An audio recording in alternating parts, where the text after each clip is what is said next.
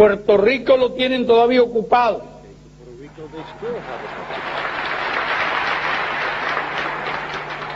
A Cuba hace más de 150 años quisieron devorársela.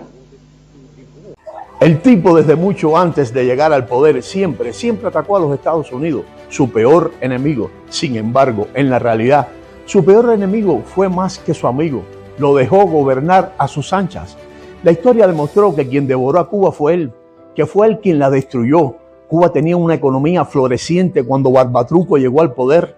Era uno de los 30 países más desarrollados del mundo. La tasa de paro más baja de la región. Era uno de los primeros países del continente en disfrutar del alumbrado eléctrico en el 1889. ¿Escucharon, amigos míos? Ustedes que tanto padecen los apagones. Del ferrocarril en 1836, del tranvía en 1900 y aún no tenemos metro. Del automóvil en 1900 y ni carros hay.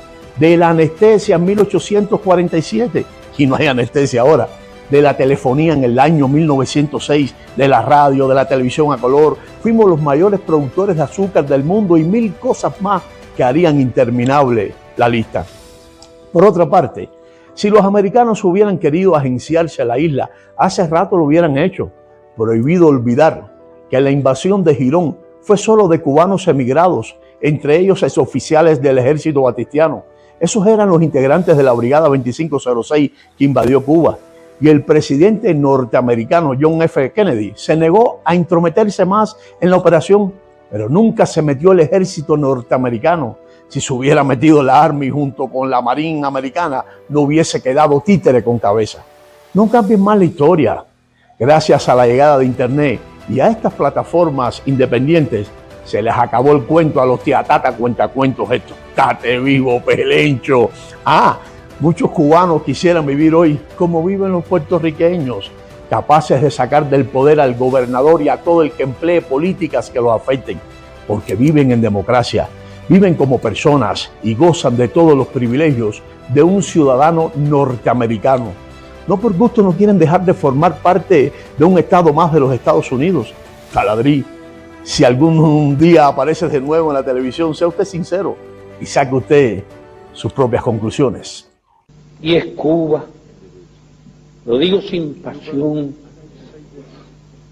lo digo sin subjetivismo de ninguna índole, el país que más ha hecho por el ser humano.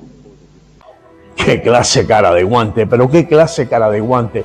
Lo que hay que escuchar, un ser humano que nunca ha sido libre, que nunca ha podido vivir con holgura y hoy malvive. Y este hombre diciendo que se preocupaba por el ser humano. ¡Tate vivo, Pelencho!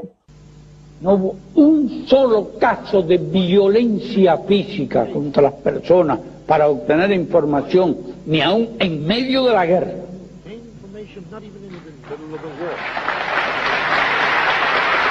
No hubo un solo caso de asesinato de un prisionero. Y lo que hacíamos con los prisioneros era ponerlos en libertad. Lo único que le quitábamos las armas, que eran lo único que nos interesaba. Y teníamos que tratarlo con todas las consideraciones que merecían aquellos suministradores de armas. Cierto, le creemos. Entonces, el Che nunca mató a nadie.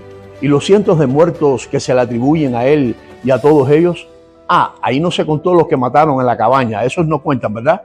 Así que los ponía en libertad, qué bien.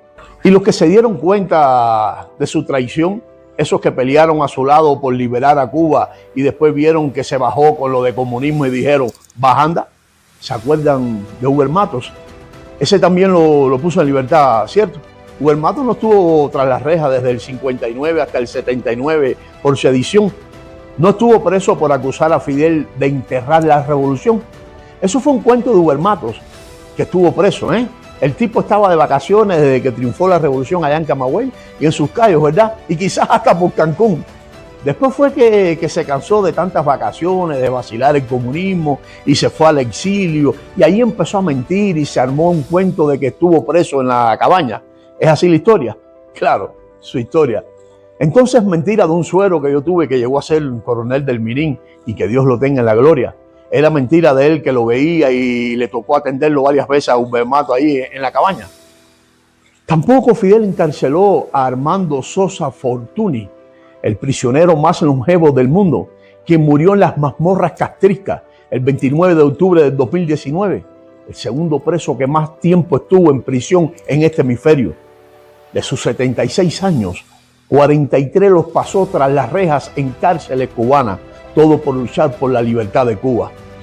Y a Mario Chanes, quien luchó al lado de Fidel y luego se percató también de sus verdaderas intenciones y se le viró por no estar de acuerdo con el comunismo y fue condenado a 30 años de prisión. Tampoco encarceló el mentiroso ese a Ignacio Cuesta, el prisionero negro que más tiempo estuvo en prisión. 29 años pasó tras las rejas, de los 30 a los que fue sentenciado. Esto lo saben los cubanos. Fidel se encargó de realzar la figura de Nelson Mandela. Soy de los que pienso que sí, que hay que reconocer la lucha de Mandela y el tiempo que permaneció en cárcel. Mandela, que fue condenado a cadena perpetua, cumplió 27 años en prisión, menos que estos son los 3 ejemplos que he citado. Pero Fidel se encargó en minimizar y silenciar a cuanto hombre metía preso, simplemente por enfrentársele. El preso que más tiempo estuvo en el mundo, que ha pasado en prisión, no fue Nelson Mandela. Reitero, Armando Sosa Fortuny, Mario Chanes e Ignacio Cuesta, estos son los 3 ejemplos, estuvieron más tiempo que el líder sudafricano que luchó contra el apartheid. Esto sé que pocos cubanos lo conocen, todo porque Tía Tata cuenta cuento, siempre lo ocultó. Yo y muchos más nos encargaremos de seguir contando el cuento como Dios manda. ¿Tate qué? ¡Tate vivo, Pelencho!